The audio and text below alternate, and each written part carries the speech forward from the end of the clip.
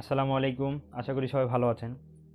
ভিডিওর থাম্বনেল দেখে অবশ্যই বুঝতে পেরেছেন আমরা কী বিষয় নিয়ে ভিডিও করতে যাচ্ছি, কী বিষয় দেখাতে যাচ্ছি। তো এই বিষয়টা দেখানোর আগেই প্রথমেই বলে নিই যে কবুতরকে ব্রিডিং সিজনে অবশ্যই ব্রিডিং করাতে হবে এবং এই ভিডিওটা আমরা যে দেখাচ্ছি এটা একদম নতুনদের জন্যে। মনোযোগ সহকারে দেখবেন পুরোটাই। আসেন আমরা কি কি ধাপগুলো অবলম্বন করছি।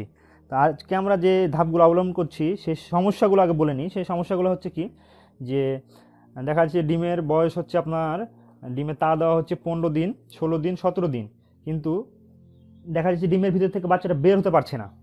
হ্যাঁ, এবং আরও কি দেখা যায় সমস্যা, যে বাচ্চাটা মুখ বের করে আর ডিমের খোলসটা ভেদ করে শুধু ঠোঁটগুলো বের করে, কিন্তু পুরোটাই ডিম ফাটিয়ে বের হয় না।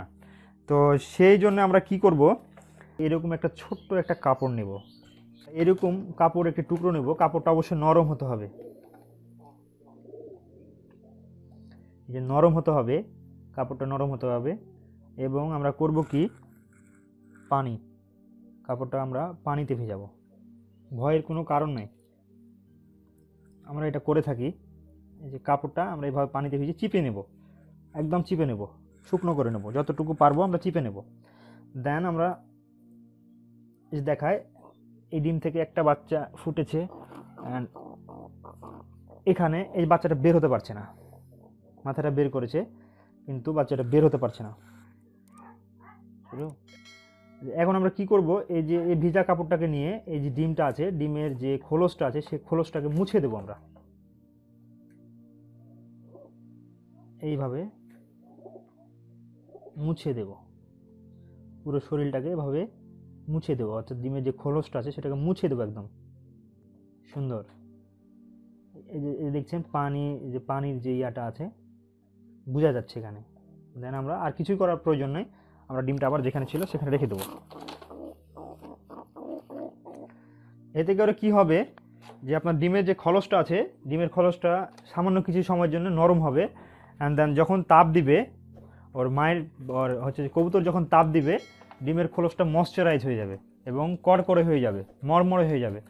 তখনই কি হবে, যে বাচ্চারা যখন একদম পুরো বাচ্চাটার ভিতর যখন শুকিয়ে যাবে, অর্থাৎ রক্তগুলো যখন শুকিয়ে যাবে, ডিমের ভিতর যে রসগুলো থাকে রসগুলো যখন শুকিয়ে যাবে, তখন বাচ্চাটা এই ডিম থেকে বের হতে সুবিধা হবে। অর্থাৎ যখন একটু শক্তি লাগা ভিতর থেকে বাচ্চাটা, তখনই ডিমের যে খোসাটা আছে ফাটবে।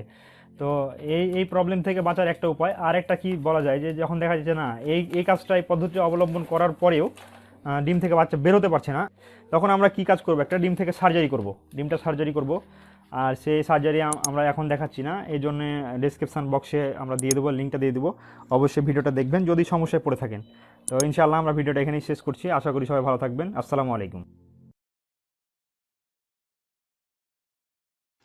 BD Pigeon Care, subscribe now.